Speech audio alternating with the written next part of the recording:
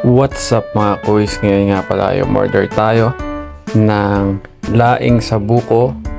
At syempre ang pinaka favorite namin na makain at nag-crave kami ang sticky rice na plain at sticky rice na ubi flavor. So tara, samahan nyo akong kumain. So ito na nga. So nagulat ako kasi hindi ko na-expect na yung laing na kakainin namin is nakalagay siya sa buko shell. So eto, kakainin na natin yan at food tripin natin. Kung nakikita nyo kung bakit ganyan lang kakonti yung kinakain ko is kanina pa ako kumakain at late na ako nakapag-isip na i-vlog ko tong video na to kasi sobrang kong na-enjoy yung pagkain kasi sobrang sarap. Sa mga nag-crave dyan ng laing, parang kumain ka sa Bicol sa sobrang sarap kasi yung gata and then may kasamang sili. Yung sili nila is buo, so depende na sa inyo siguro para din dun sa mga hindi masyadong kumakain ng maanghang. Ayan. Tapos syempre after natin kumain yan, tikman naman natin ngayon yung sticky rice. So ito pala yung pinaka sauce ng sticky rice. Tingin ko gata din yun eh, pero sobrang nagustuhan ko yun. So ayan nga, yung plain saka yung ube. So yung ube yung flavor yung in-order ko dyan, yung plain.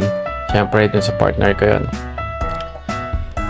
Ay, sobrang kahit ngayong nag-voice over ako mga kuys, talagang naglalaway ako kasi alam mo yung nagda-diet ka tapos bigyan ka ng ganitong pagkain na sobrang sarap. Ay nako, nagpipigil talaga ako. Kaya konti lang yung kinain ko kasi mamaya after ko mag-workout kakain ako ulit. So siguro pas muna tayo sa diet ngayong araw na to. I-cheat day muna natin to.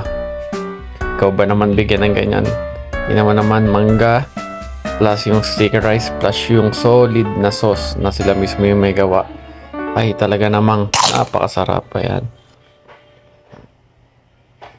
Kung makikita nyo reaction ko, talagang ganun.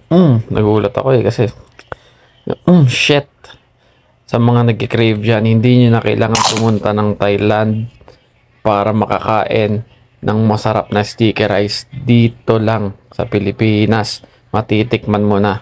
Kaya kung ako sa inyo, umorder na rin kayo. Yung sticky rice na yan is halagang, yung plain is 150 and then yung ubi flavor is 180.